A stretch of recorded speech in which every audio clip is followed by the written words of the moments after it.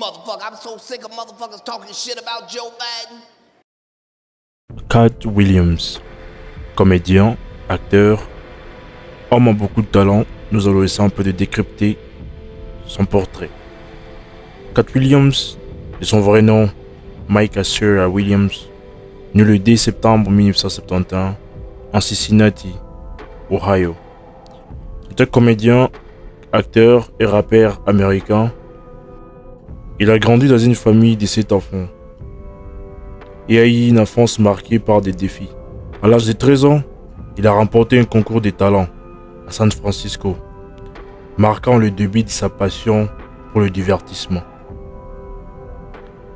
Sa carrière dans les stand-up comedy a décollé dans les années 2000.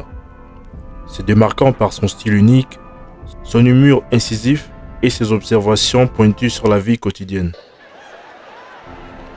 Williams a rapidement gagné en notoriété sur la scène comique américaine. En 2002, il a participé à la première saison de Last Comic Standing.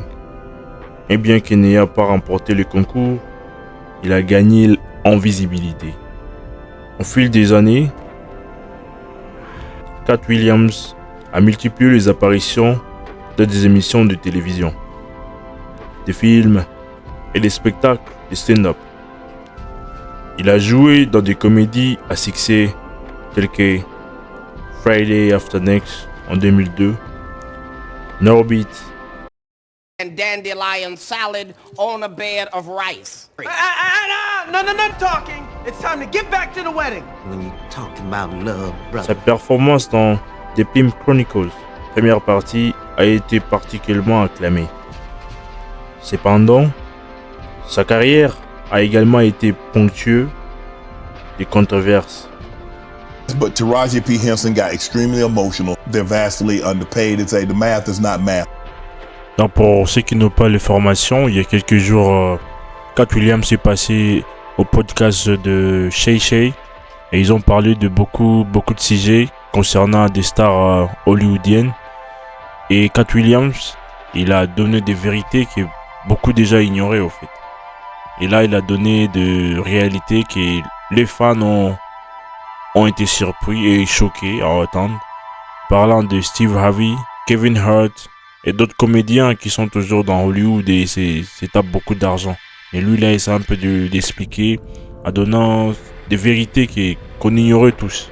Sur la question posée à propos de Taraji Peterson, Katt Williams a été triste en disant que c'est toujours...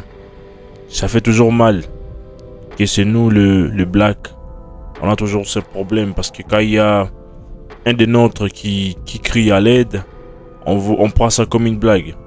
Il y a pas mal d'acteurs ou actrices qui ont fait la même chose, mais on n'a jamais essayé d'aider parce que nous savons que non, si nous essayons un peu de parler, on aura nos contrats qui seront arrachés et autre chose. Mais lui, il dit non, il va devoir parler des vérités pour montrer aux gens que non, malgré qu'on peut être privé des contrats, mais quand même, essayons un peu d'être libre et qu'on soit payé normalement selon le travail qu'on va devoir donner à la maison de production.